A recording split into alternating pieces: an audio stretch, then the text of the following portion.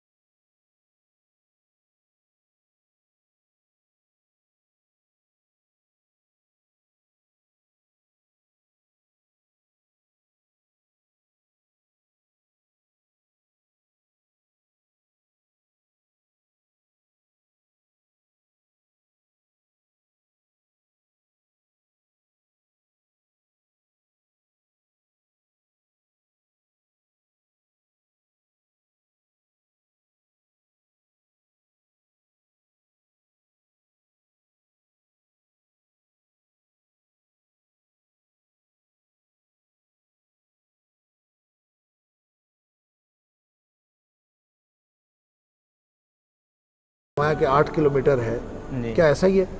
اصل میں مکہ سے مینا، اگر مینا کا پہلا کنارہ ہی شمار کیا جائے تو پھر وہ 8 کلومیٹر نہیں بلکہ کم بنتا ہے، کیونکہ میدان مینا جو ہے نا بہت بڑا میدان ہے۔ دیکھیں اس میں آپ بھی کنفیوز ہیں، کم کتنا بنتا ہے؟ وہ تقریباً 4-4.25 کلومیٹر بنے، 4.5 کلومیٹر یا 4.25 یا 5، جی اتنا ہی بنتا ہے۔ اور باقی اس کی اپنی مسافت جو ہے وہ چونکہ بہت بڑا میدان ہے اور 2 پہاڑوں کے درمیان وہ پہلے تو وادی تھی، اب ہموار کر کے میدان بنا دیا گیا، اب بلکہ جتنے حجاج کرام جاتے ہیں اب وہ بھی تنگ پڑ گیا ہے، پورے نہیں آتے۔ اور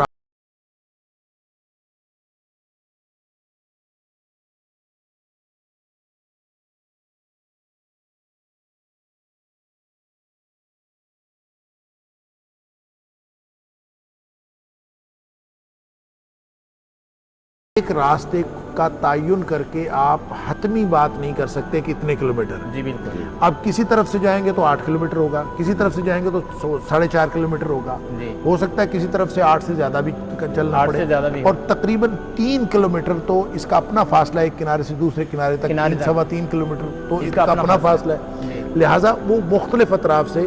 بلکہ مجھے پروفیسر ایک حاجی بتا رہا تھا کہ میں حرم سے ٹیکسی لے کے میں نے مینا جانا، اور پھر سب کے ساتھ یہ ہوتا ہے وہ جب آ کے مینا چھوڑتے ہیں کوئی کسی طرف چھوڑ دیتا ہے، کوئی کسی طرف چھوڑ دیتا ہے، وہ حاجی کو اور کہہ دیتے ہیں ہاذا مینا۔ بالکل حاجی نے کوئی اور مینا دیکھا ہوتا ہے، جی ایسے ہی ہے، کیونکہ وہ بہت بڑا میدان 3-3.5 کلومیٹر کا۔ اصل میں جو گروپ لیڈر ہوتے ہیں یہ ان کی ذمہ داری ہے کہ حاجیوں کو وہاں لے کر جائیں۔ نہیں وہ تو ٹھیک ہے، لیکن میں صرف یہ مقام کے اعتبار سے، تاکہ ہمیں اندازہ ہو جائے کہ وہ مقام ایسا نہیں ہے کہ ہم کہیں کہ یہ مینا آ گیا، یہ اتنی سی جگہ ہے، یہ مینا ہے۔